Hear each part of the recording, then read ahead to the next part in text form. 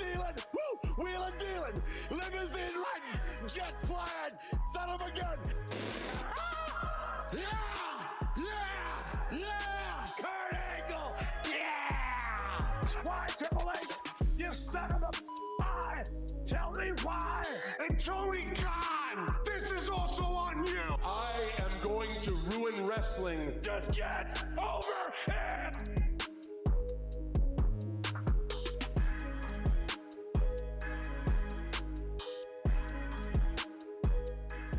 It is Sunday, August 24th, 2025. I'm, of course, yours, truly Flamin' Ricky Gervais, right here on the WrestleHavoc podcast. Damn, we're near the end of August. This year has gone by super fast. Like, it's crazy. Felt like January was yesterday. Now it's all of a sudden, it's literally like the end of August. It's crazy how time flies by. Time flies by, ladies and gentlemen. But we had a lot of things go down in the realm of professional wrestling this past week. A lot of news regarding new PLEs being announced, contract status with a couple of wrestlers, that being Chris Jericho of all people, which we will be talking about on this very show.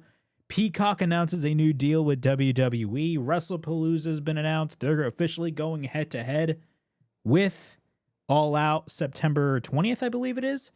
And of course, we can't talk about wrestling without talking about, of course, Forbidden Door. Forbidden Door is taking place today, this afternoon. I'm uploading this in the morning to get you guys my thoughts on Forbidden Door.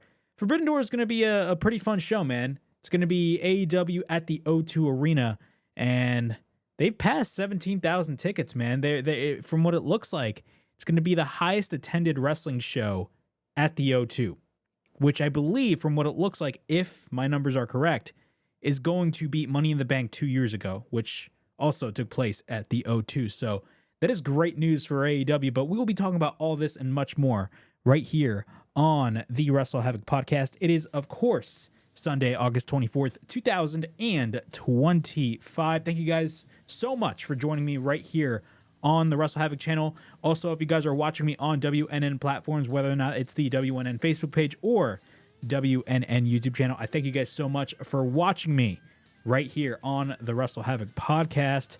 Without any further ado, let's get straight into the wrestling talk.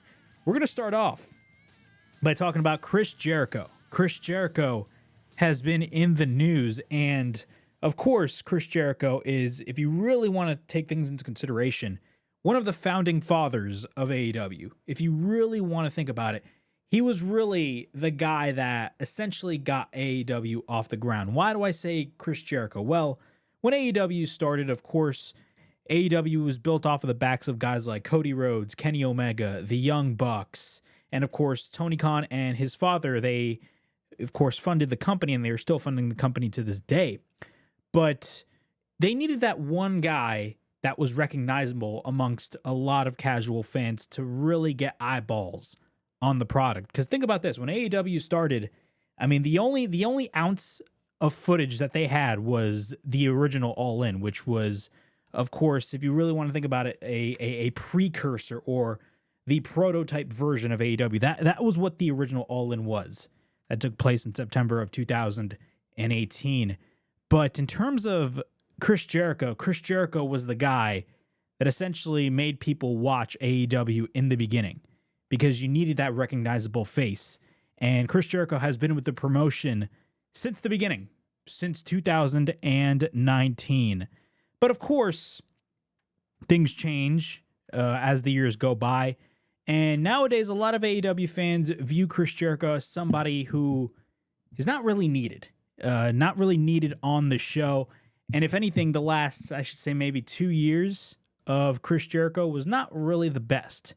You know, everybody went from loving Chris Jericho to really despising Chris Jericho from a creative standpoint. Every time whenever a wrestler would have some sort of momentum, AEW would thrust them in a feud with Chris Jericho, and their momentum would just be gone. Their momentum would just die out.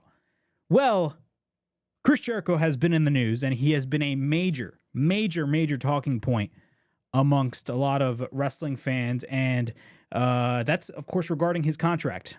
Of course, Dave Meltzer was talking about this, and as you guys know, Chris Jericho 2 years ago, back in 2022, initially signed an extension, a 2-year extension with AEW, and his current contract with the company is up by the end of this year. According to Dave Meltzer, he stated this, and I quote, "Chris Jericho is actually a really big story.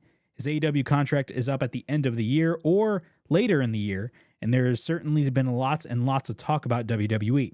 I know from a WWE standpoint and that there is lots of talk about Jericho, people speculating Royal Rumble. Nobody has officially said anything, nor anyone will officially say anything." And then we had an update later on. He stated this, and I quote, "There's been a lot of talk regarding Chris Jericho this past week. Neither Jericho nor Tony Khan have said anything about this when asked, but not denied anything either. Chris Jericho's contract expires at the end of this year. There are those in AEW who believe that he's not going to be back and will start in WWE as a Royal Rumble surprise entrant," Meltzer wrote. He continues on, and he stated this, and I quote, "The only thing that we've heard from WWE is that they expect him, but keep in mind at this stage of everything, if he's looking to go there or negotiate with them, he's going to give that impression. I can tell you that we've heard the same about other AEW stars over the years that WWE was pretty sure they were getting, and some went and some stayed. A few months ago, we wrote here about it, and my thoughts were, and still are, that all things being equal, WWE is the place for him. But all things may not be equal when it comes to money and other factors. Of course, WWE is now owned under Endeavor, and from the money standpoint, they're not really throwing around the same amount of money that Vince McMahon was throwing around when he owned the company. So things may be a little bit different. And of course, that's one of the things that WWE is really pissed about when it comes to AEW is the fact that Tony Khan is throwing a lot of money to a lot of these different wrestlers out there. And WWE has the perception that they think that Tony Khan is overpaying for these wrestlers. Jericho has been away from AEW programming since taking off this April, when he thought that it was the right time for a break given the negative crowd reactions he was receiving. Last weekend, Chris Jericho liked an Instagram post about him being open to a WWE return, which continued to fuel rumors about the situation. Okay. Chris Jericho, man. Chris Jericho is, I'm going to be honest, one of my favorite wrestlers of all time.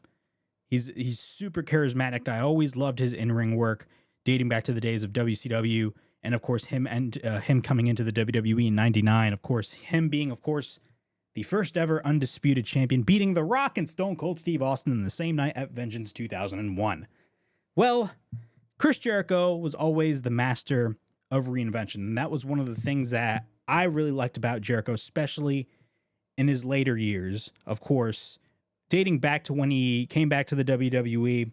And of course, in 2016, he did the whole list gimmick, which popped me. I mean, I was a big fan of that. And then, of course, he later on developed the Painmaker character in New Japan. He had a feud with Kenny Omega, and he had the rematch with Kenny Omega at the very first AEW show. Of course, he formed the Inner Circle, a little bit of the Bubbly, all that stuff, man. Chris Jericho was an essential part of AEW's rise. Chris Jericho was always the master of reinvention.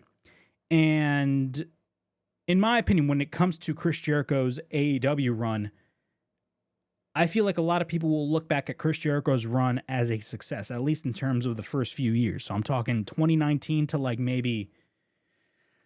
maybe early 2023.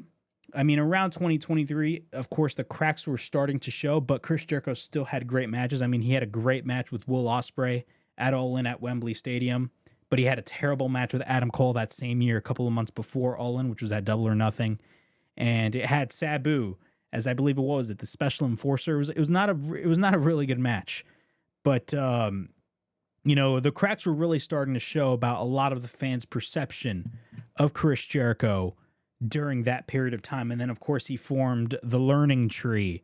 And the Learning Tree was really a big turnoff for a lot of people because a lot of people ended up changing the channel whenever they saw Chris Jericho and the Learning Tree. It was just not a good faction and not a good character for him. No shade against Big Bill or Brian Keith. I just feel like the Learning Tree was just not it. It was just not it. Who can remember the Jericho Appreciation Society? I'm going backwards here. I should be going forward, of course. He had the Inner Circle, then it was the Jericho Appreciation Society, then it was the Learning Tree. But he had the Learning Tree recently. Before that was the Jericho Appreciation Society. When that group first started, I enjoyed it. I enjoyed the storyline between sports entertainment and professional wrestling, both going at it. Even though sports entertainment and professional wrestling are essentially the same thing, but from a perception standpoint, they're vastly different. They had that storyline, but it just dragged on. Like, they had the Blackpool Combat Club versus the JAS. That dragged on throughout the majority of 2022. I can remember vividly just being super frustrated with the booking. But when it came to the Jericho Appreciation Society, everybody remembers, of course, the quote-unquote rise of Daniel Garcia and, you know, his push. I mean, people need to understand Daniel Garcia was one of the most over guys during that period of time. If you look at where Daniel Garcia was near the end of 2022 compared to where he is now, it's like night and day. You know, he was more over 3 years ago than he is now. And no shade on Daniel Garcia. I'm just a big fan of his. But in my opinion, if there was anybody that should have benefited off of the Jericho Appreciation Society, it should have been guys like Daniel Garcia. But you had the Jericho Appreciation Society, and then before the Jericho Appreciation Society, you had the Inner Circle, which was the very first faction, and in my opinion, the best faction of Chris Jericho in AEW. That was by far the best faction. Now, I will say this. Out of all of the people involved in that faction, so I'm talking about not only Chris Jericho, Sammy Guevara, Santana and Ortiz, and Jake Hager, if you exclude Chris Jericho out of that group, the only successful people that came out of the Inner Circle was Santana. That was the only guy. The only guy that was successful coming out of that group was Santana.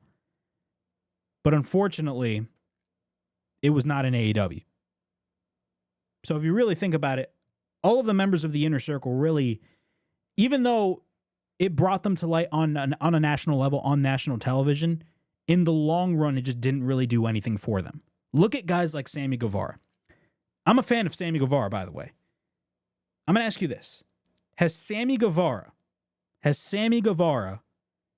don't want to say improved because he's always been a talented wrestler, but has Sammy Guevara evolved? Has Sammy Guevara evolved? Has Sammy Guevara evolved as a wrestler after the Inner Circle?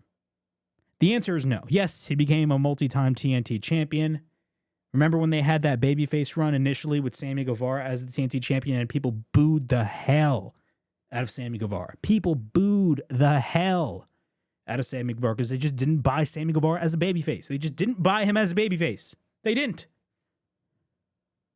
But has Sammy Guevara evolved? What makes Sammy Guevara different now from a professional level as a pro wrestler compared to where he was when he was a part of the Inner Circle? He's doing the same thing. Private Party was the same thing. Yeah, they won the AEW tag team titles, but I thought it was too little too late. And don't even get me started on Santana and Ortiz. Santana and Ortiz never won the tag team championships. I mean, talk about a fumble. Especially guys that are a part of Chris Jericho's group, that being the Inner Circle. Those guys didn't win the tag team championships. Are you joking with me? One of the realest tag teams out there, and you don't put the tag titles on them. And this, keep in mind, this was during a time where AEW's tag team division was by far the best tag team division in the world. By far the best tag team division in the world. They were literal masters of tag team wrestling. If you wanted to watch tag team wrestling, you watch AEW. This is on the Young Bucks were considered one of the best tag teams, and they still are. But in my opinion, they're not in the same level as they used to be. No shade on the Young Bucks, but Santana and Ortiz not winning the tag team championships? Are you joking with me? Jake Hager's not even wrestling anymore. So I ask again, was the Inner Circle a success or a failure? I consider it a success from a creative standpoint because it gave us intriguing storylines. I'm being serious. We had some great storylines. I loved the initial feud between Chris Jericho and Cody Rhodes. The build for that match was fantastic. And if you guys are day one AEW fans, you know what I'm talking about. This is coming from a day one AEW fan. I've been a fan of AEW since January 1st, 2019, the day that they announced the company. The build for Cody and Jericho was really good. Really good. 1 week on Dynamite, they'd air a video package of Cody Rhodes training for this world title match. And then the next week, they'd air a very similar video package of Chris Jericho preparing. And they edited the video in the same style that AEW edited the Cody Rhodes video package the week prior. Essentially, that whole message of the Jericho video package was him mocking Cody Rhodes. It was hilarious stuff. He had Virgil in there, God rest his soul. Virgil was there. It was great stuff, man. Great stuff. And then, of course, that led to MJF turning on Cody Rhodes, and that led to another story between Cody Rhodes and MJF. But the segment on the Dynamite after Full Gear in 2019, where Chris Jericho and MJF were in the middle of the ring. Hilarious stuff. Speaking of MJF, during the pandemic, of course, MJF wanted to be a part of the Inner Circle, essentially. And I believe it was a situation in which he had to fight Chris Jericho, and if MJF won, he was a part of the Inner Circle. I believe that was the storyline. I got to go back and watch. I was watching Dynamite during this period of time. I've watched every single Dynamite. But this is during the pandemic. And then, of course, they had MJF being an official member of the Inner Circle, but he was creating inner turmoil between the group. You had Sammy Guevara not liking MJF, and he feels like MJF is trying to manipulate everybody and really turn everybody against one another. Remember that musical that both Chris Jericho and MJF did? It was fantastic stuff. And that led, of course, to the pinnacle, or I should say, the entire Inner Circle realizing MJF's BS, but MJF was one step ahead, so that led to the formation of the Pinnacle, which was like MJF's version of the Four Horsemen. And that led to the very first Blood and Guts match. Of course, Stadium Stampede, which, by the way, was the first show that had a live crowd. This was at Daly's Place, by the way. Like a large packed crowd for any wrestling show. AEW actually went on the road first, and then WWE went on the road. So AEW essentially had a head start in terms of bringing back live fans to the crowds. And then after that, the Inner Circle were baby faces, and then led to the breakup, and then led to the formation of the JS. We got great storylines out of Chris Jericho. Great storylines. Now, I did not mention some of the failures. And in my opinion, the biggest failure in terms of Chris Jericho was not just the learning tree, but was his 2 Ring of Honor world title reigns.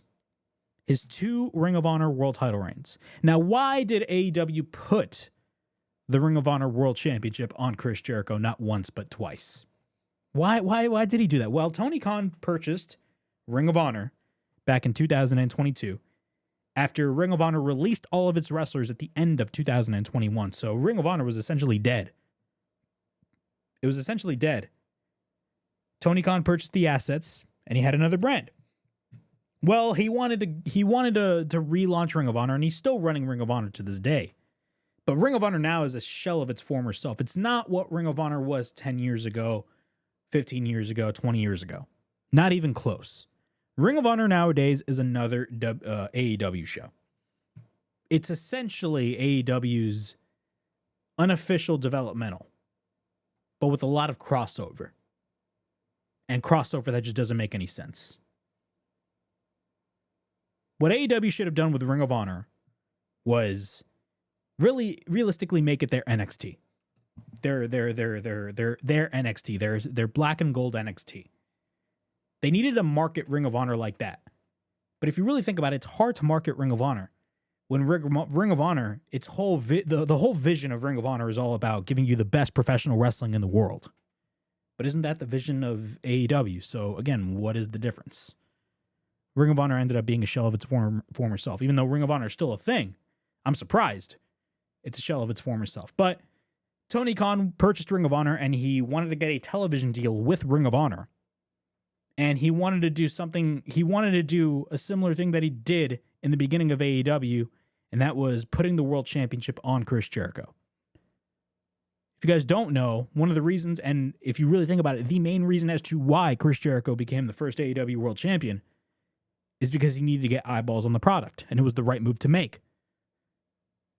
If you are going on national television and you are crowning a world champion, you are going to put the belt on the most recognizable name that you can, and that guy was Chris Jericho. He tried to do that same formula with Ring of Honor. He did it once, it failed. He did it twice, it failed. He pitched to Warner Brothers Discovery numerous times, hey, what about Ring of Honor? What about Ring of Honor? What about Ring of Honor? Warner Brothers refused because they only cared about AEW. They did not care about Ring of Honor. And if I was a television executive, I'd say the same thing. Number one, you're causing confusion within the audience, but number two, where's the demand for Ring of Honor?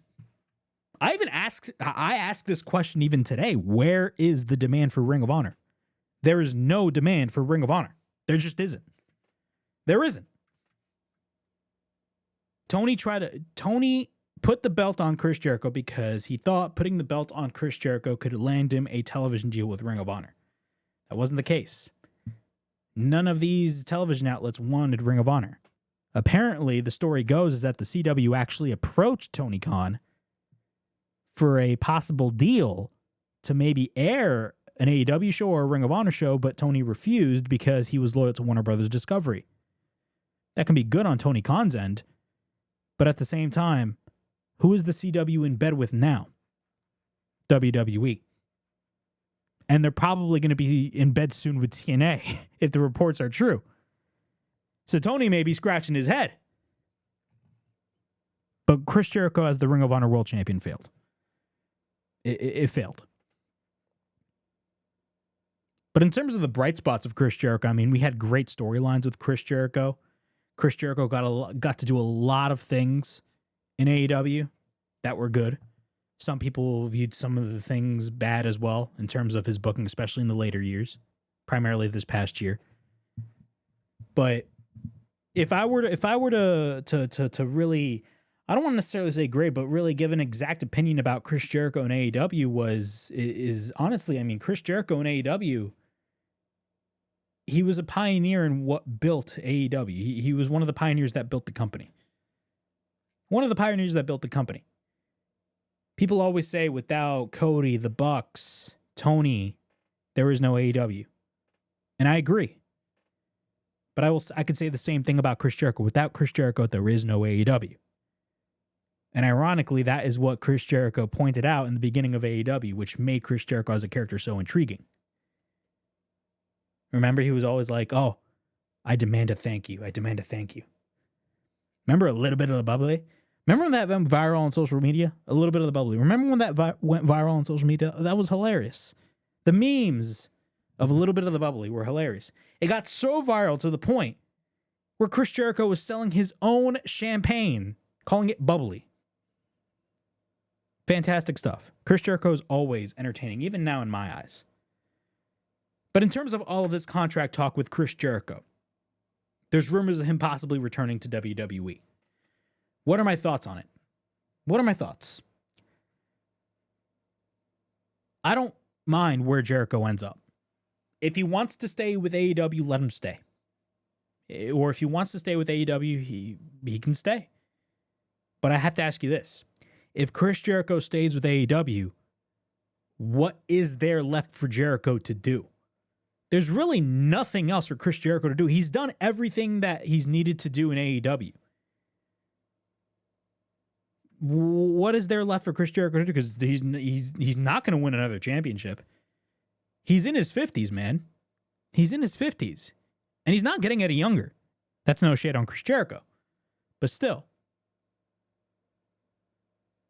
I mean, Jericho has done everything possible in AEW. What else is there? What else is there?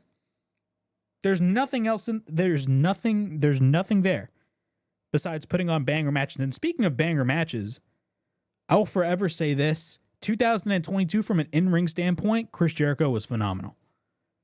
I mean, some of the matches that Chris Jericho's had in 2022, I'm going a little bit off topic, but some of the matches that he's had in 2022, I mean, like his match against Eddie Kingston at Revolution was off the chain. his match with Bryan Danielson. He had numerous matches with Bryan Danielson. He had a barbed wire match with Eddie Kingston. He had a great match with Claudio. Dude, he's had a banger match with Bandito. He came back as Lionheart Chris Jericho against bro, Chris Jericho in 2022, from an in-ring standpoint, was on another level. But back to my point of where Chris Jericho may end up. What is there left for Chris Jericho to do? Seriously. He's done everything possible in AEW.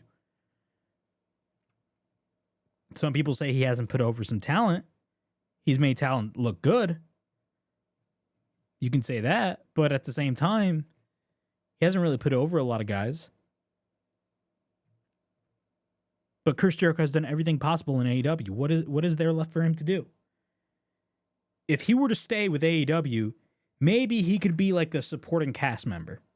That's what I see Chris Jericho right now. He could be a supporting cast member, or that veteran backstage that just lures around backstage and comes back at any, important moment.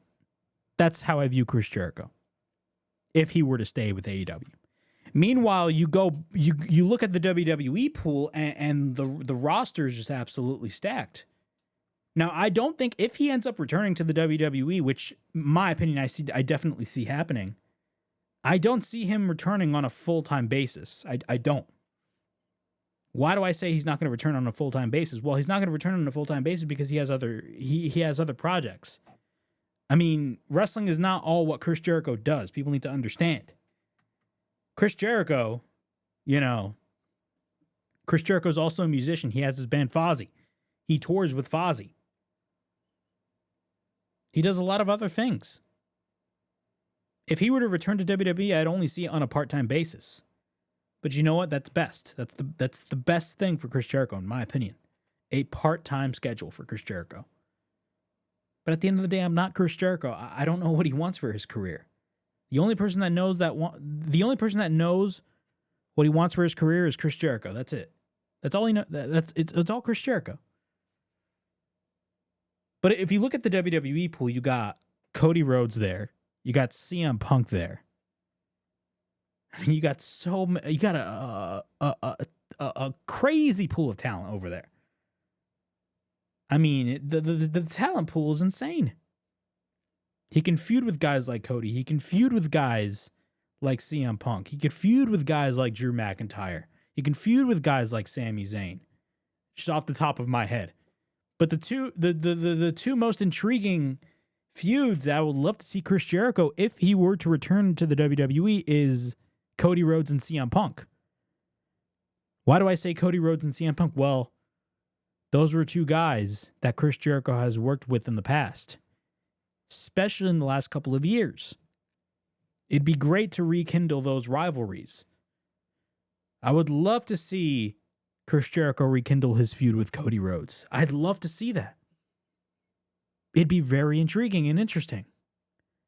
I would love to see Chris Jericho rekindle his feud with CM Punk from 2012. But not just mention the stuff from 2012, also mention the stuff from the past couple of years. Because Chris Jericho and CM Punk did have an altercation immediately after Brawl Out, if you guys don't remember. After the press conference from Hell, Chris Jericho allegedly went to the face of CM Punk and he says, like, you don't deserve to be, something like that. But still, I would love to see Jericho work with Punk again. I would love to see that. There's more opportunities for Chris Jericho in WWE than there is for AEW. I know a lot of the people in the fan base are immediately turning on Jericho. Now, to be fair, from a creative standpoint, yeah, everybody's turning on Jericho because I feel like a lot of people are thinking that Chris Jericho is running out of ideas, and that is very true. But some people in the fan base are turning on Jericho because he's leaving AEW to go to WWE. And this is unfortunately what the AEW audience does not understand. They think AEW is the end-all be-all. The same thing WWE fans think WWE is the end-all be-all. It's not really like that. Guys are going to go back and forth. You know, the grass is not always greener on AEW, and the grass is sometimes not always greener in WWE. But let's be honest with ourselves. If Chris Jericho wants to end his career on a high note, don't you think the best possible way to finish off his career on a high note is going back to WWE? I think so. WWE is the best possibility for him to finish off his career because he's had a lot of success in WWE in the past. He's had a lot of success over there. I mean, some of the story, of course, he was the first undisputed champion. Now, granted, his run was not really the best, but still, Jericho was really entertaining in his first initial run, and then he came back in 2007, and then in 2008, he had that awesome feud with Shawn Michaels. And then, of course, he became the World Heavyweight Champion numerous times. Left for, I believe, what was it, like a year? Left around a little over a year. He comes back in 2012. Feuds with CM Punk. I mean, he's had some success. He's had a lot of success in WWE, man. Of course, they all come back. I've always said this.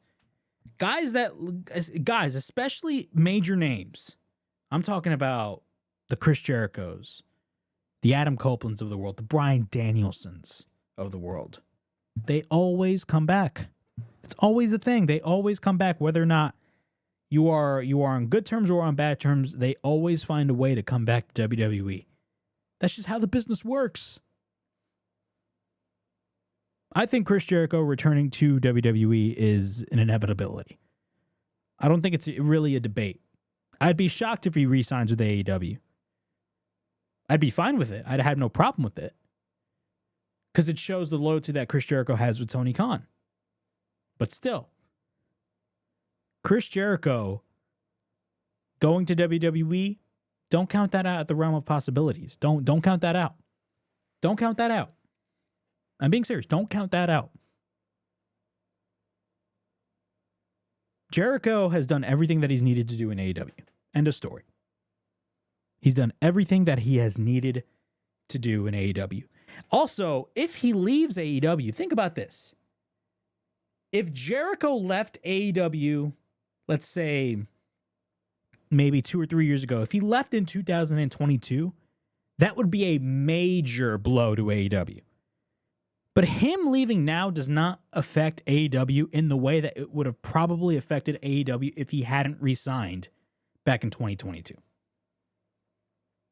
Because, again, Chris Jericho was on a different level in 2022. He was. From a creative standpoint. And now he's not really there. I mean, he hasn't been seen on television since, and the product has actually improved drastically.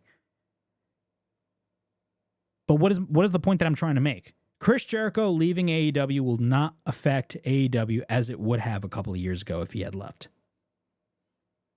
Also, if you compare Chris Jericho leaving AEW now to Cody Rhodes leaving in 2022 and CM Punk getting fired in 2023, I mean, those were more detrimental to AEW than Chris Jericho leaving now. Chris Jericho leaving now, AEW would be fine.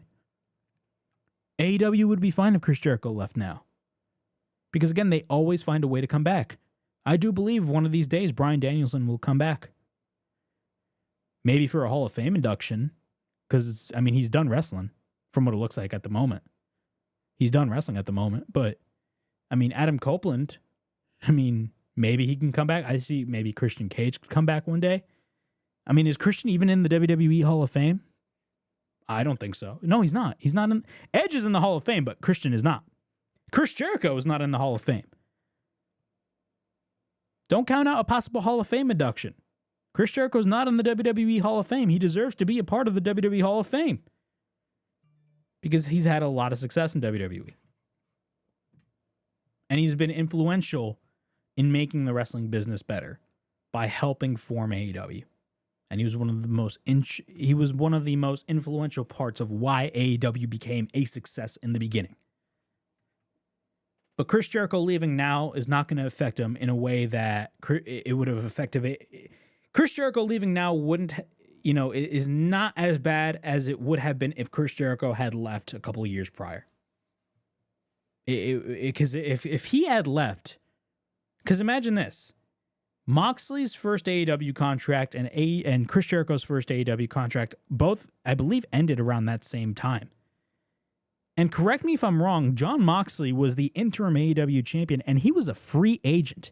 He was wrestling without a contract.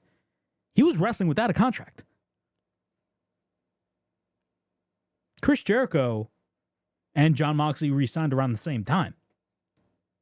But, again, Moxley signed till 2027. Jericho, his contract is up now. What do I see happening?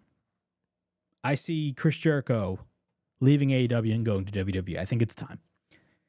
I think AEW has outgrown Chris Jericho, and I mean that in the best way possible. I don't mean that in a disrespectful way, because I like Chris Jericho. He's one of my favorite wrestlers of all time. But AEW has outgrown Chris Jericho. Look at the talent pool that they have. Oh, but they lost CM Punk. Yeah, you got to make your own stars. Look at what Hangman is doing now. Look at Mercedes. Mercedes is killing it. Say what you want about Mercedes, she's killing it. I mean, look at their main event scene right now. Look at the main event scene right now in AEW. You have Will Ospreay, Swerve Strickland, MJF, and Hangman Page. You know, I saw another tweet the other day that those four guys that I just named are essentially your new four pillars. Well, MJF was always considered a pillar of AEW. The original four pillars was MJF, Jungle Boy, Darby Allin, and Sammy Guevara. Now you got Swerve Strickland, Will Ospreay, Hangman Page, and MJF. And maybe you can add a Darby Allin into the mix, because I do believe he will eventually win the AEW World Championship in the future. But Chris Jericho leaving AEW is bound to happen, in my opinion. I think he will leave. But also, if he leaves, I do see AEW, and I do see AEW and Chris Jericho mutually parting ways. Like, I don't see this ending in an ugly breakup the way that Cody Rhodes ended up being with AEW and CM Punk ended up being. Because those were ugly breakups. Ugly breakups with the company. Chris Jericho, no. I don't see that being the case. I don't see that being the case. I just don't.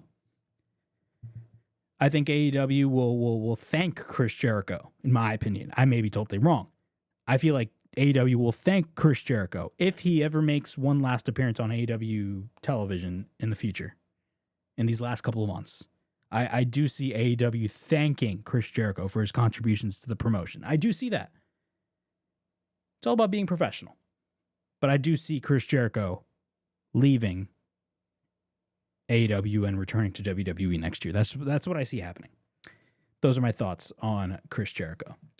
All right, continuing on with the WrestleHavoc podcast, we are going to continue on with the show, and we are going to talk about WrestlePalooza. If you guys do not know, of course, WWE has announced WrestlePalooza, and that is going to be taking place on Saturday, September 20th, 2025.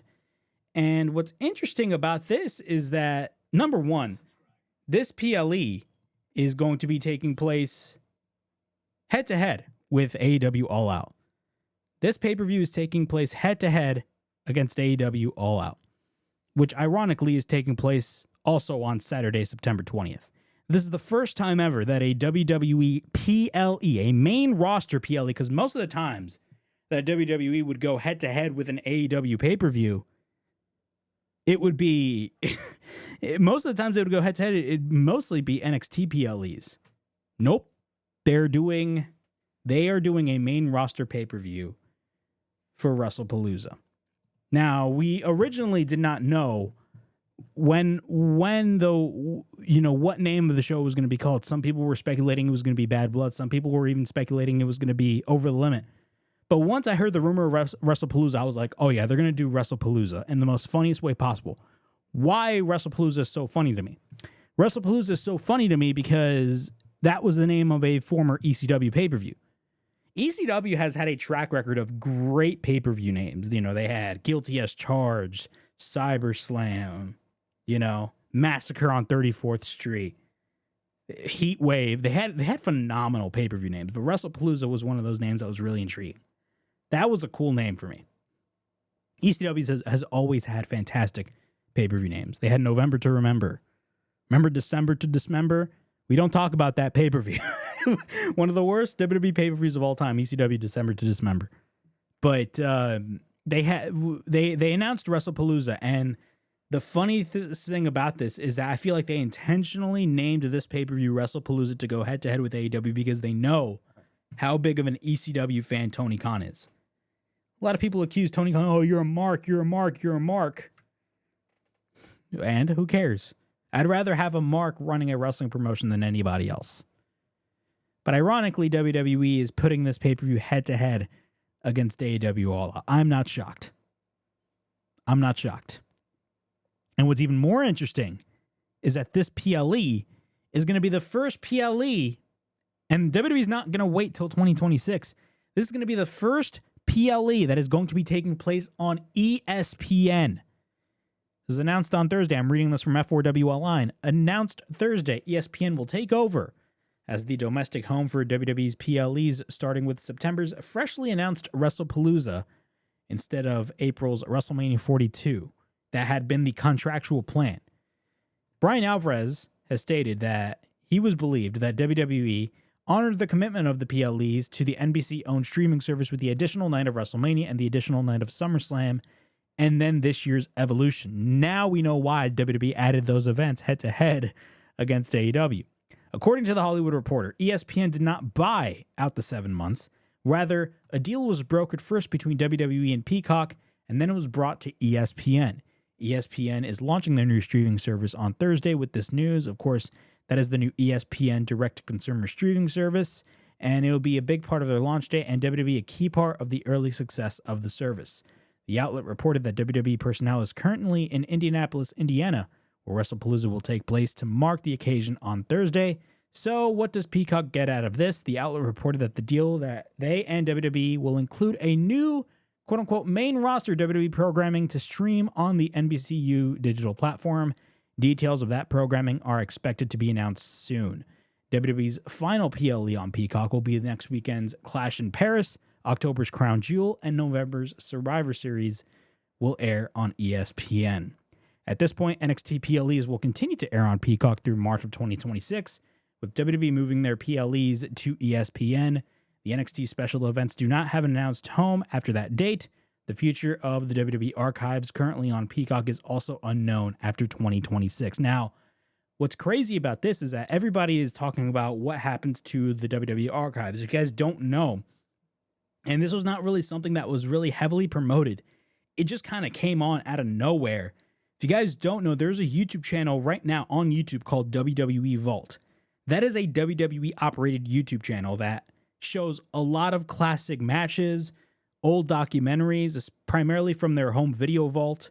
Of course, you know, WWE, the benefit of buying out WCW and ECW and all the other tape libraries, so like World Class, Jim Crockett, all those territories, is that they have access to all that footage, and they made bank. Think about this. WWE paid $2 million for WCW. What was it, like roughly around $2 million for WCW back in 2001.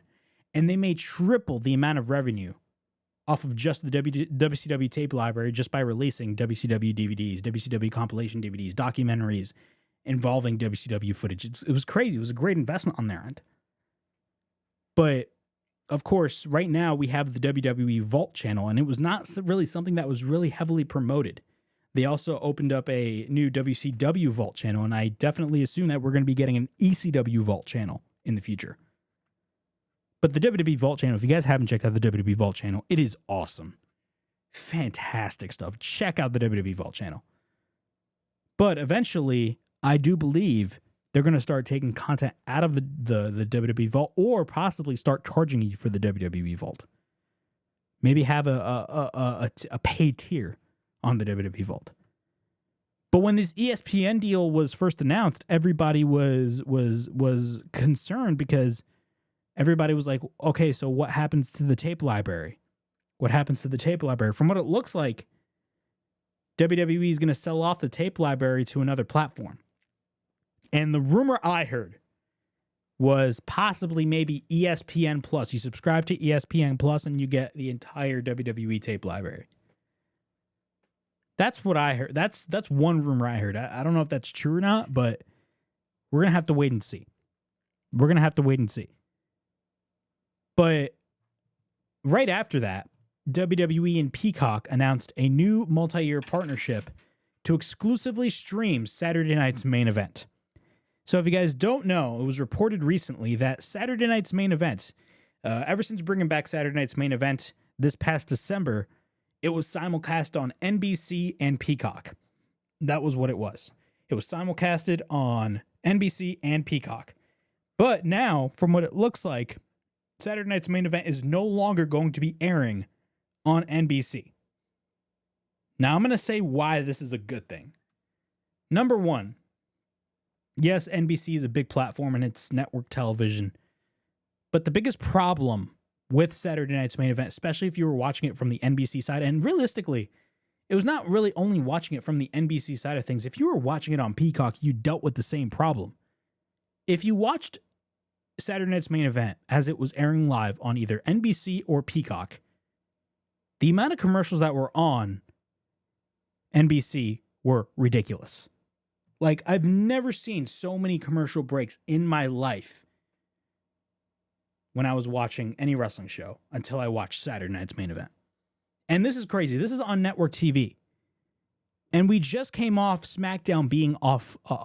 SmackDown being off of Fox less than a year ago. And I don't recall Fox having that many commercials while you're watching a live WWE show. But you're watching a WWE show on NBC, like big NBC. And the amount of commercials were ridiculous. So in my opinion, from a fan's perspective, this is a great deal. So we're going to be getting Saturday Night's Main Event now exclusively on Peacock. So it's essentially, technically a PLE, if you really think about it. Saturday Night's Main Event is now, from what it looks like, going to be a PLE. But a PLE that happens 4 times a year. That is exactly what's going to be happening. Peacock continues to host the WWE Network library through the end of 2025 and NXT events through March of 2026. Peacock remains the home of the entire SmackDown library, and USA continues as the exclusive live home of SmackDown on Friday nights. Peacock and WWE, a part of TKO Group Holdings, today announced a multi-year agreement to stream the exclusive Saturday Night's Main Event on Peacock. It will stream primetime exclusively on Peacock 4 times each year, featuring top WWE superstars, rivalries, championship matches, and more. They will stream 2 nights of Saturday Night's Main Event this year, with the first taking place November 1st. Additionally, Saturday Night's Main Event on December 13th, which will be John Cena's retirement match. Now, ironically, there was a lot of reports about WWE conflicted as to where they want to put John Cena's last match. Because if you guys don't know, AEW has a pay-per-view December 27th, which is World's End, which is going to be taking place in Chicago. There were rumors that they wanted to put John Cena's last match head-to-head against AEW World's End. But now, from what it looks like, that is not going to be the case, because apparently Peacock has some sort of NFL game going on. And if you are NBC, you have a greater commitment to the NFL than you do to the WWE, because, of course, the NFL is the bigger brand. You're not going to choose the NFL. You're not going to choose WWE over the NFL. I'm sorry. You're not going to choose them over the NFL. You're just not. You're not.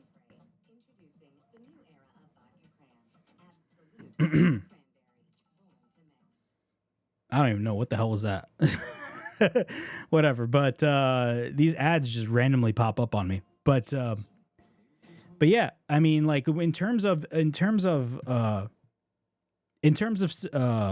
this whole new deal, I mean, Saturday Night's Main Event is no longer going to be a PLE, or it is going to be a PLE. We got WrestlePalooza happening on ESPN, and from what it looks like, WWE is starting this new ESPN deal with the bang, and they're not going to wait till next year. They're waiting until a couple of weeks for WrestlePalooza to take place. Not to mention, they have Saturday Night's Main Event, and John Cena's last match is going to be taking place on December 13th instead of December 27th, which is honestly great. Because one of my biggest gripes about WWE going head-to-head, in my opinion, with AEW is that it forces the fans to choose. Look, WWE is never going to stop counter-programming AEW. People need to understand that. They are never going to stop counter-programming AEW. They're just not. They're never going to stop counter-programming AEW. And the reason why I say that is because of the fact that one of the reasons as to why they're counter-programming AEW is because they are upset that Tony Khan has raised essentially the prices for a lot of these wrestlers. WWE thinks Tony Khan is overpaying for these wrestlers.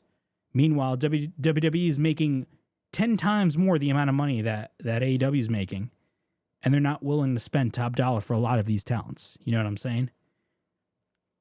But they're vastly upset at AEW for that, and they're also upset for AEW basically existing. I genuinely believe that. But it forces the fan to choose. Not only that, as a content creator, it really does suck. Because, like, for example, what if you want to live stream a certain pay-per-view, but then WWE puts another pay-per-view head-to-head against that pay-per-view, you're forced to make a choice. And ironically, you're probably going to go with the WWE show because it gets more eyeballs on your channel.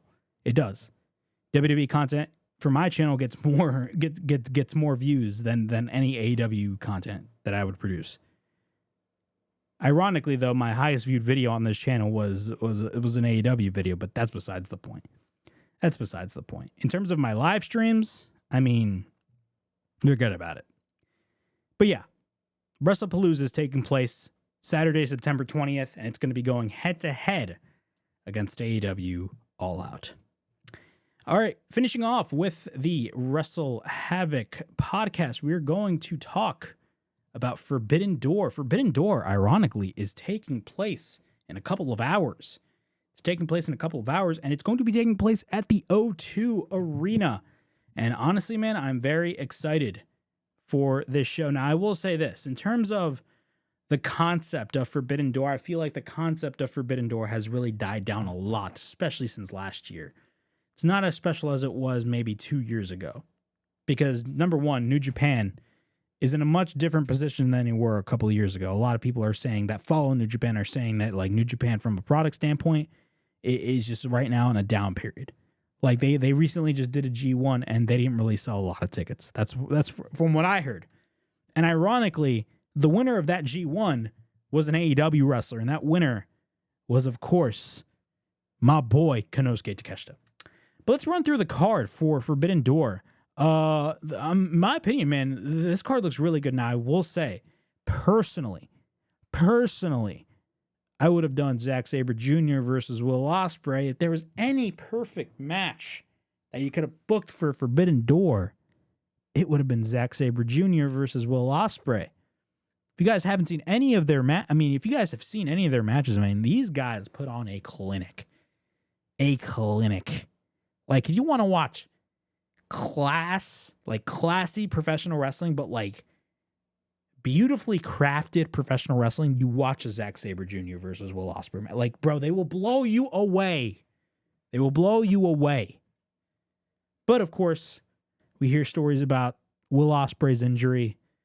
Meanwhile, we hear him talking about how he's injured and needs to get surgery. Meanwhile, he's wrestling a lights out steel cage match. Bro, what are you doing? Which I'll talk about. But let's go through the entire card. We got the TNT Championship on the line. Kyle Fletcher defends his title against Himuro Takahashi. I see Kyle Fletcher retaining. There's no way Himuro Takahashi is going to be winning the TNT title. We got the TBS Championship on the line as Mercedes Moné will defend her title against Alex Windsor, taking on Persephone, taking on Bozilla. Mercedes Moné is going to be retaining that TBS title. Like a lot of people that are involved in terms of the New Japan aspect of Forbidden Door, there's not really a lot of crossover matches compared to years past. And that is because, of course, number one, let's be honest, AEW took a lot of New Japan's top stars, that being the Okadas, the Will Ospreays of the world. And New Japan really needs to start building up new stars. And that's been a common criticism that a lot of people have been giving New Japan as of late. We got the AEW World Tag Team titles on the line as the Hurt Syndicate. Bobby Lashley and Shelton Benjamin will be taking on Bro Dito and Dax Harwood. The Hurt Syndicate, there's been a lot of controversy, of course. There's been a tournament recently, and I believe Bro Dito and FTR, that ended in, I believe, in a time limit draw. And there's been a lot of backstage controversy. There's been a lot of reporting about, of course, about the Hurt Syndicate not wanting to put over people, saying that like Bobby Lashley don't want them to drop the belts to FTR. Meanwhile, I'm reading these reports and I'm like, number one, who are the Hurt Syndicate to come in and demand or say that they are not willing to drop the belts? Doesn't matter if it makes sense or not. I mean, they are not the bosses. Tony Khan is the boss. I don't know if that is true or not, but I mean, like, dude, it's ridiculous with the stories that I'm hearing about the Hurt Syndicate. I mean, a couple weeks prior, we heard stories that MVP did not like Speedball Mike Bailey backstage, but then they played it off on social media where there was a video of MVP saying "F you, Speedball," and then Speedball was like, "Yeah, F you too." So they were really playing off the reports, but a lot of negative reports regarding the Hurt Syndicate. I don't know what's going on there, but in my opinion, it really does make the Hurt Syndicate look bad. It doesn't matter if they have the right intentions. You know, if you are sitting there and you are a champion and you are refusing to put over somebody, whether or not it makes sense or not, doesn't matter. You should be doing what you're told. You don't run the show. Tony Khan runs the show, and I hardly doubt that the Hurt Syndicate have creative control. They just don't. But that's just my opinion. But ironically, this match became a three-way match instead of a one-on-one match. Very interesting, but I do see the Hurt Syndicate going over. We got the IWGP World title on the line as Zack Sabre Jr. will be defending his title against Nigel McGuinness. This is going to be a treat for a lot of UK fans, especially at the O2. It's great seeing Nigel McGuinness in a title match. He deserves it, but Zack Sabre Jr. is going to go over and retain the IWGP World title. We got the AEW Unified title as Kazuchika Okada takes on Swerve Strickland. This is a pretty good match. I think it's going to be a great match for what it is. Okada's fantastic. He's on of course, he beat Kenny Omega, and he unified both the International and the Continental title to make it the Unified Championship. And his first challenger is Swerve Strickland. And honestly, in my opinion, if you really want to establish Kazuchika Okada as really one of the top stars, and of course him being the Unified Champion, if you really want to establish him as the top star, the best opponent for Kazuchika Okada is definitely Swerve Strickland. So from an opponent standpoint, this is great. Who wins? I do not see Kazuchika Okada dropping that title anytime soon. I don't see him dropping that title anytime soon. He's going to be retaining that Unified Championship. And of course, I feel like AEW is going to eventually build up to that possible, of course, Kazuchika Okada versus Konosuke Takeshita match.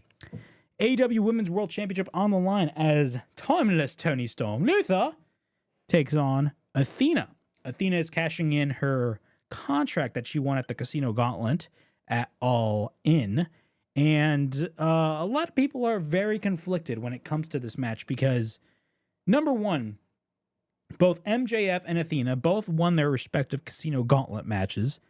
And all of a sudden, a month later, they're challenging for their titles. So they're executing their contracts. Well, at least one of them now is, with the stipulations that were added on at the end of Dynamite this past Wednesday.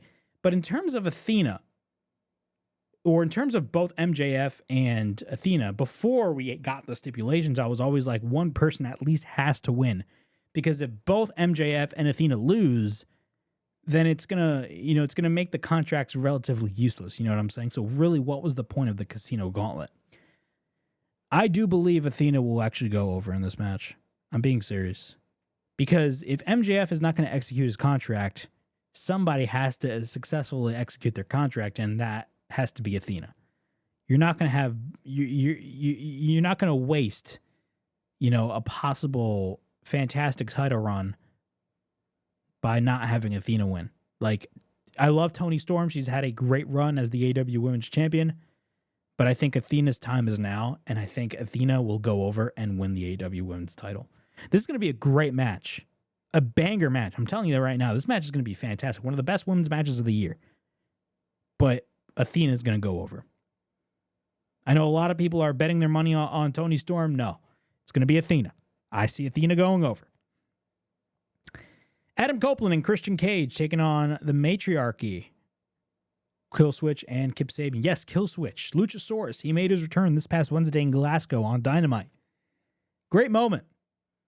Adam Copeland and Christian Cage. If there was the best time to reunite both men, it would have been at All Out, in my opinion.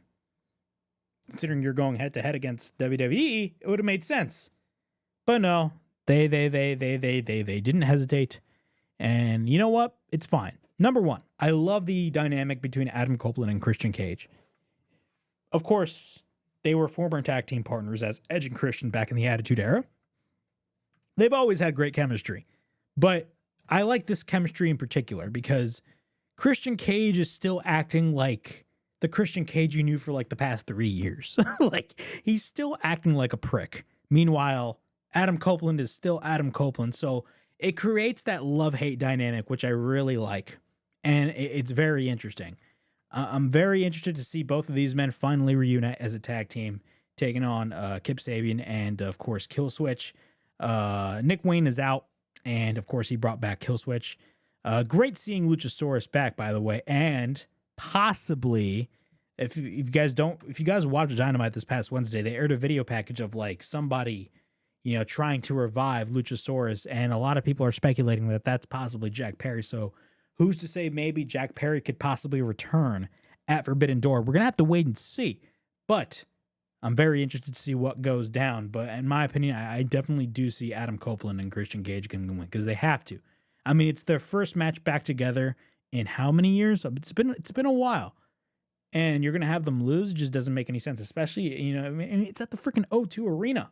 Almost 20,000 people at the arena, and you're going to have Adam Copeland and Christian Cage lose. I mean, it just doesn't make any sense. But I believe that Adam Copeland and Christian Cage are going to get the win. We have the AEW World Title on the line in the main event, as Hangman Page will defend his title in his second title defense against Maxwell Jacob Friedman, MJF. All right, well, a lot of people were very confused as to why this match was taking place at Forbidden Door. Because keep in mind, if you really think about it, number one, everybody knew when Hangman Page won the world title at All In that MJF was essentially going to be the guy that takes the AEW World Championship away from Hangman Page. Everybody knew that. But at the same time, they announced this match, and I'm like, wait, they're not waiting till like maybe like a Full Gear or a Wrestle Dream. They're booking the match now at Forbidden Door. Don't you think you want a little bit of build up? But people need to understand, these guys have been feuding since the beginning of the year, so honestly, it doesn't really matter. Who's going to win? Now, before the stipulation was added, I was very skeptical because I'm like, there's no way they're going to have a Hangman Page lose to MJF very early on in this title. It just does not make any sense whatsoever. Does not. It does not. And even after the stipulation was added, it just doesn't make any sense. But I will say the stipulations that they added was very smart. Very smart. And I loved the angle that they did this past Wednesday. I know a lot of people didn't like it. I enjoyed it. They had MJF join up with the Gates of Agony and Ricochet, which I love that pairing. Ricochet and the Gates of Agony. I love that pairing. It just fits. It fits. And I've been enjoying Ricochet's new character work this past year. I've been enjoying Ricochet. I know a lot of people haven't, but I have been enjoying Ricochet. But in terms of Hangman Page and MJF, if you guys don't know what happened this past Wednesday on Dynamite, Hangman Page cut a promo. Then all of a sudden, MJF was on the Tron, and he showed Mark Briscoe was all tied up, and he was bound by, of course, the Gates of Agony and Ricochet. And essentially, MJF threatened to burn Mark Briscoe alive if Hangman did not accept these three stipulations. The first stipulation, the match ends in a TQ, the title can change hands. Second stipulation, the title can change hands via a countout. And the third stipulation, and this is the most important one, this is the one that everybody was talking about, and honestly the one that makes the most sense, and I'll tell you why. The third stipulation was that MJF does not execute his contract. He does not execute his contract. So yes, this is an opportunity for MJF, but it's not a part of the contract. So for example, if MJF loses, he has another guaranteed title shot. He's not going to execute his contract. Why does that make sense? It makes sense because look who we're talking about here. We're talking about MJF. MJF is the biggest heel in the book. And what do heels do? Heels cut corners. And for a character like MJF, that is what he does. He cuts corners. That's what MJF does. He cuts corners. It makes total sense. And it also protects MJF. It protects MJF from losing and losing his contract. We all know MJF is eventually going to take the title away from Hangman Page. It's just right now is not the time. Also, you need to take this into consideration. Why did they add Mark Briscoe into the mix? Why did they add Mark Briscoe into the mix? Why was Mark Briscoe attacked or bound together by the Gates of Agony, Ricochet, and MJF? Number one, Mark Briscoe is one of Hangman Page's best friends. Number two, Mark Briscoe has been feuding with MJF, and I do see them continuing that feud up until MJF eventually, finally, gets a second shot against Hangman Page for the AEW World Championship, which I do see happening. And maybe we could see a scenario of Mark Briscoe maybe costing MJF the match, which leads to another match maybe at All Out. You got to think long-term here. MJF is not going to win this match. It makes no sense for Hangman Page to drop the AEW World title this early on in his run. It makes no sense whatsoever. It does not. Why are you wasting a credible champion in Hangman Page? It would make no sense for Hangman Page to drop the belt. And I have full faith in AEW that they're not going to have Hangman Page drop the belt. He's not going to drop the belt. Hangman Page is going to go over either clean or with the help of Mark Briscoe. We're going to have to wait and see. Or could MJF be swerving us the whole time? Because keep in mind, he got kicked out of the Hurt Syndicate. Could they all be swerving us? We're going to have to wait and see. Lots of different possibilities, but in terms of these three stipulations, it makes the match more interesting, and that's my biggest takeaway. I do not mind when it comes to these stipulations. If anything, these stipulations make the matches more intriguing. It does. But that was my thoughts on the main event. We got Golden Lovers, Kenny Omega and Kota Ibushi teaming up with Darby Allin, Hiroshi Tanahashi, and Will Ospreay. This poor man's knees. Hiroshi Tanahashi, what are you doing in a match like this, man? Your poor knees, bro. They're getting killed. Taking on Jon Moxley, that being the Death Riders, Claudio Castagnoli, the Young Bucks, or I should say the Broke Bucks, and Gabe Kidd in a lights-out steel cage match. A lights-out steel cage match. I'm very interested to see how this match is going to turn out.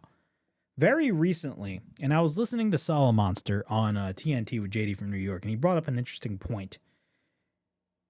Ring of Honor on their YouTube channel posted a match that they had, I believe, back in 2006 called, it was like the Cage of Death, and it was Team CZW versus Team ROH. And if you don't know what that was, CZW stands for Combat Zone Wrestling, and it was like the pioneers of the deathmatch style. Like after ECW, like CZW kind of ramped it up a little bit. But I believe it was like 2006, everybody was praising ROH for this invasion storyline that they did with CZW, and I believe it culminated in the Cage of Death match. Correct me if I'm wrong. And Solid Monster brought up the point, this is possibly what we could be seeing. This is probably an ounce of probably what we're going to be seeing at the O2 at Forbidden Door. And when it comes to this lights out steel cage match, because when it comes to this lights out steel cage match, they are going to go all out and they're going to beat the living crap out of each other. Number one, Will Ospreay, from what it looks like, is wrestling this match injured. And that's been a major talking point. Like, Will Ospreay has openly said that like he needs surgery and he is not cleared to wrestle. Now, number one, a lot of people are pointing this as a work considering Will Ospreay is constantly mentioning this on television. But if this were real, and I do believe it is real, it is a stupid idea, not only on Will Ospreay's end, but a stupid idea on AEW's medical team, if this is real, that they let Will Ospreay out there in a match like this, not realizing the potential risk of injury. It's very irresponsible, in my opinion, on their medical team. That's just me, though, if this is real. But I mean, some people are making it out that this could possibly be a work, considering he's mentioning it on TV constantly, which I understand. Some people think the whole Karrion Kross thing is a work, but we're gonna have to wait and see. But in terms of this match, who do I see winning? I definitely do see the babyfaces going over. I don't see the Death Riders going over, but the Death Riders may possibly go over. This is all going to be building up to an eventual Jon Moxley versus Darby Allin one-on-one match. If you really want to stack up that all-out card, you book Darby Allin versus Jon Moxley. And you end this Death Rider crap for good. Now, granted, I've been enjoying a little bit more of the Death Riders. I love the inclusion of Gabe Kidd, by the way. If there's any wrestler that you need to look after, it's Gabe Kidd. And if there's any wrestler that AEW could possibly sign once his New Japan contract is up, it is Gabe Kidd. Gabe Kidd is the man. This guy gets it. He gets the art of professional wrestling. Gabe Kidd is the definition of marketability. I've always said that about Gabe Kidd. I've always been a big fan of Gabe Kidd. But I loved his inclusion. The Young Bucks, I love their storyline with them being broke. It's hilarious. But that's not important. Who's going to be winning? I do see the babyfaces going over, but maybe the Death Riders could go over. And if the Death Riders go over, I wouldn't have any problem with it whatsoever. I wouldn't have any problem with it. That's just me, though. But in terms of this match, my pick, the babyfaces are going to go over and the Death Riders are going to fall. But this match is going to be chaotic at the O2. It's just going to be flat out chaotic. And ironically, this is not even a blood and guts match. Like, keep in mind, AEW has not done a blood and guts match in all of 2025. They haven't done a blood and guts match. We're going to have to wait and see what happens, but this match is very interesting, but I do see the babyfaces going over. But yeah, those are my thoughts on Forbidden Door. Overall, I think it's going to be a fun show. I'm very excited. I mean, the crowd at the O2 Arena, almost 20,000 people at the O2 Arena. And from what it looks like, it's going to have a small set. I mean, bro, this crowd is going to be packed and they are going to be energetic. So be on the lookout for Forbidden Door. I'm definitely going to be enjoying the show for what it is. And I'm definitely excited to see what happens. Well, that was the WrestleHavoc podcast from Sunday, August 24th, 2025. I thank you guys so much for watching on the WrestleHavoc channel or on WNN platforms, whether that's on the WNN Facebook page or on the WNN YouTube channel. But as always, please like, subscribe, comment down below, push that bell for notifications. I mean, look out for more videos right here on the WrestleHavoc channel, in which we discuss everything in and outside of the squared circle. Make sure to like and subscribe for more content. And as the freaking referee would say, ring, ring, ring that damn bell for more notifications. As always, it is yours truly, Flamin' Ricky DeRays, signing out. I'll see you guys all in the next video. Peace.